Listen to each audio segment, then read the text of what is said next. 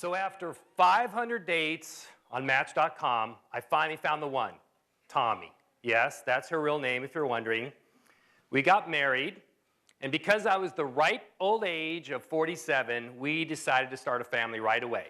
So with lots of practice, she got pregnant. And we were thrilled. And we went to the doctor on the 2-month mark, and the nurse puts the goo on Tommy's belly and takes that instrument. And above her is the monitor, and you can see the fetus and the little heart beating. And I thought, wow, that's the miracle of life. And we were thrilled. We rushed home. We started picking out baby names. We started picking out colors for the baby room. We started buying furniture. We started telling all our friends and family about this wonderful upcoming event. And on the 3-month mark, we went back to the doctor, and the nurse takes the goo and puts it on Tommy's belly and takes that instrument. And all of a sudden, her face drops. And she looks at me and she says, "I'm so sorry, there's no heartbeat." And that just felt like someone punched me in the stomach as hard as they could. I felt numb. I look at Tommy, she's crying, she's devastated.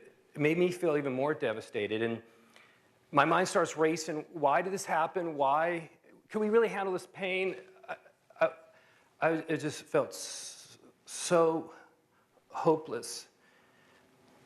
But 3 months later, Tommy gets pregnant, and now we have this amazing boy, Miles Thomas, and he's the smartest, best looking, most coordinated kid on the planet. What? You doubt that? I know each one in here has had a painful, tragic moment like I had. Maybe you had a painful breakup. Maybe you had a divorce. Maybe your parents divorced. Maybe you lost a spouse. Maybe you lost a job. Maybe you lost a dear friend. That is the human experience. It's unavoidable. Luckily, thankfully for us, that painful moment with the miscarriage was temporary. But for many people, their tragedy is lifelong. But it is their tragedy that defines them. And one of my favorite examples of this is my dear friend, David Metter. And he's the national blind golf champion. And he's one of the happiest guys I know. And so he speaks to my happiness class. Yes, I teach a class on happiness, so I'm very lucky. And he tells the class exactly what you're thinking right now. How does a blind man play golf? Well, he has a coach, and he takes the club, and the coach aligns him to the target, aligns the face. David takes it back, and he hits it down the middle. And yes, he could beat almost everybody in here. He's really good. But David also tells my class of the horrific accident, how he's coming over the hill way too fast in his car. His car smashes into the tree. His head bashes in the windshield. His skull shattered. And he gets into a coma. And when he awakens in the hospital, the doctor tells him, "David, you severed your ocular nerve. You will be blind for the rest of your life." And David also tells my class that before the accident, he was uncomposed, unfocused, uncaring. But the accident changed him to his core. He tells my class that after the accident, he became compassionate. He became caring. He became focused.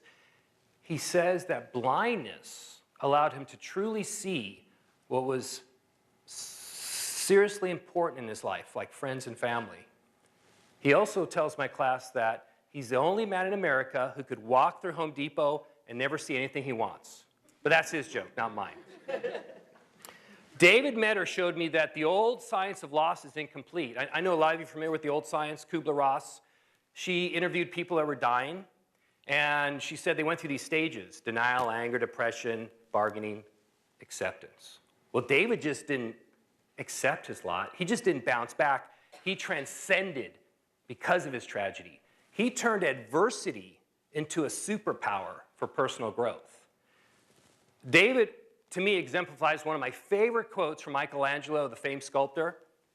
And Michelangelo said this: "I saw the angel in the stone, and I carved until I set it free." I love that quote. And There's so many people, when they're stunned by a painful tragedy, they act like they're frozen in stone, like they're immobilized in pain, and they build a fortress around their heart and they don't let anybody in. But there's other people like David Metter who use the tragedy like a chisel to free their authentic self, to become the person they're meant to be. That tragedy frees that inner masterpiece. And I wanted to understand desperately how people like David could do that, because I've been in a lot of pain with that miscarriage. I lost my father at a young age. I know you've had a lot of painful experiences in your life. And I know a lot of people are still stuck in that pain. And I want to help them to get unstuck. I want to help people to use their adversity to their advantage. And so I interviewed people from all over the world who said they had turned tragedy into transcendence. I interviewed a woman who lost a husband and a daughter in a Mumbai terrorist attack, and she said it was terribly painful. But she said she became a much better person because of it. I interviewed a man who lost his home, became bankrupt, but started a thriving business. I interviewed an addict who overcame his addiction, went in the ministry, and now he works with other addicts. And I was looking for 3 or 4 or 5 factors that led to this transcendence. I didn't discover that. After every interview, to my amazement, which blew me away, was that they all went through the same stages of transcendence in the same order. But it makes sense because Kubler-ross discovered stages. We know Piaget discovered cognitive stages of development. We know there's physiological stages of development. So why not stages of transcendence? And the first stage is this. The tragedy acts like a slap in the face, and they awaken to their life. It's the wake-up call. And people now say, I'm not on the path I need to be, I'm not as happy as I need to be, and I must change. A few of them said, I was sleepwalking through my life, and the tragedy awoke in me to my life. And then the second stage was that they flipped the switch. They realized that this tragedy was for a purpose. It had significant meaning in their life, and they must change. And because they must change, they get out of their comfort zone. And once they're out of their comfort zone, they realize strengths and talents they didn't know existed. That was the third stage. They release their genius. And once they release their genius, they can move into the fourth stage. They create a new life song. And the life song is this. When their life is aligned with their true meaning and purpose, they have joy and contentment beyond compare. They live in their flow in everything they do. And then they can lead to their fifth stage, the final stage. They live in their sweet spot. And the sweet spot is this. They stop thinking about their ego so much and what they can get, but what they can give. And they move from a me mentality to a we mentality. And they give off this amazing energy, and the world responds to them in kind. And now they live a life they've only imagined.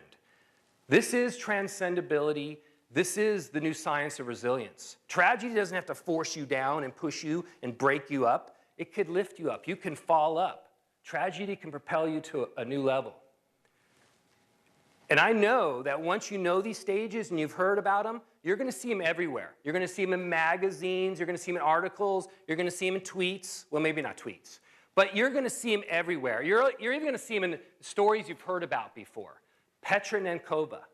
She was the supermodel that was on the cover of Sports Illustrated. She was vacationing with her boyfriend in Thailand, and the tsunami came in 2004. Do you remember that story? And the wave took her boyfriend out to sea. He lost his life.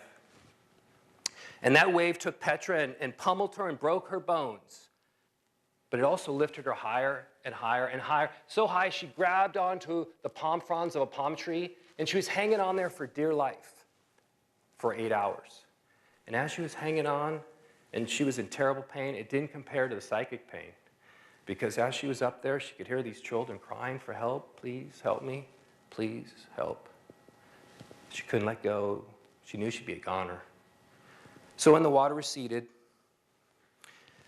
she realized this was her wake-up call. She must do something. She must do something. So she decided she's going to start a charity. But this is way out of her comfort zone because the supermodel, they don't start charities. So she basically said, I got to do this. This is something so important to me. And so she started learning things like she became a great fundraiser. She became a great organizer. She went back to school, and she gained her business savviness. And she started this charity called Happy Hearts Fund. And to date, it's opened more than 100 schools around the world for children. That is Petra Nenkova's new life song. And she knew she was in her sweet spot when at one of the openings, the headmaster came up to her, put his hand in hers, and said, "Petra Nenkova, you are our guardian angel." And she said those were some of the sweetest words she's ever heard. This is transcendability. This is the new science of resilience. Think about her. She was all about superficialities, and because of her tragedy, she became a woman who had a huge impact on the world, a positive, powerful impact because of her tragedy. And when I discovered this research, it changed me to my core, because I started seeing the world different, thinking, speaking different. It gave me a jolt of self-awareness, because I didn't realize at the time, but I too had gone through these stages. I was waking up about 8 years ago, 3:30 in the morning, and I felt like it was kind of like a panic attack. I started getting the heart palpitations, the head tingling. I know a lot of you probably have that same feeling. And I had no idea why. I mean, I was a professor. I was living a cushy life. I was playing golf almost every day. Why was this happening? And then I got the wake-up call. I saw Dr. Phil on Oprah. Remember when he was Oprah on Tuesdays? And yes, I watch Oprah, so don't judge me. And Dr. Phil was talking to this lady, and he said, "Your physiology is calling you out because you're in a bad relationship with your husband." And that was my wake-up call, because I didn't realize it at the time, but I was in a bad relationship with my career. And my physiology was calling to me. Yes, being a professor is a cushy life, but most professors will tell you all the students want to know is, "Dr. Steinberg, what's on the test? And can I get an A in this class?" There's no deep-rooted connection, and I needed that. I desperately needed that in my life. So I started writing books. I started speaking around the world on meaning and purpose. And that feeling went away at 3:30, it vanished. And I knew as I was in my sweet spot when I get this email in Spanish. And I had to de-Googleize it because I don't speak Spanish. And I had written a parenting book called Flying Lessons. It doesn't teach parents how to fly. It teaches parents how to build mental and emotional toughness in their kids. And it was translated in Spanish. And this email was written by a Brazilian priest. And he wrote some of the sweetest words I've ever read. He wrote, "God bless you, Dr. Steinberg, for writing Flying Lessons. Can we use your book in all our church schools?" And I thought, of course not. No, I thought, yes, sí, the only word I know in Spanish. And I posted that up in my office, and I looked to those words for that sweet feeling. What these experiences and this research taught me is this: your soul cries out for meaning and purpose. You must live in purpose. And if you do not, your physiology will find you out. And yes, you can distract yourself by watching endless videos on YouTube about cats with funny hats. I know you know who I'm talking about. You can distract yourself by playing golf like I had, and you can deny and placate these emotions with substances. But eventually, your physiology will find you out if you do not live in purpose. And while tragedy is terribly painful, as we all know, it comes in many shapes and sizes. Your tragedies, your hardships, your painful adversities are a gift. They're a gift because they force you to find your purpose and live in your purpose. And they help you to become the person you were always meant to be. That's a human truth. But I didn't discover that truth. You know, I didn't even discover the stages. They've been known about for thousands of years. Let me read to you what Patanjali wrote almost 3,000 years ago. And he wrote these words: "When you are inspired by some great purpose, some extraordinary project, all of your thoughts break their bonds, your mind transcends limitations, and your consciousness expands in every direction. You find yourself in a new and great, wonderful world. Dormant forces and talents come alive, and you discover yourself to be a far better person than you ever dreamt to be." He wrote that 3,000 years ago.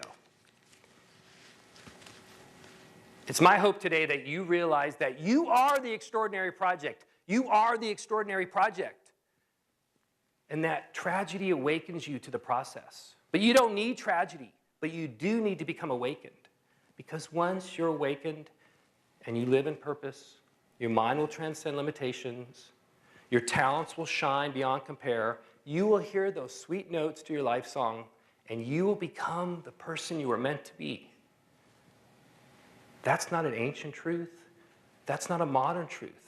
That's a human truth. Thank you.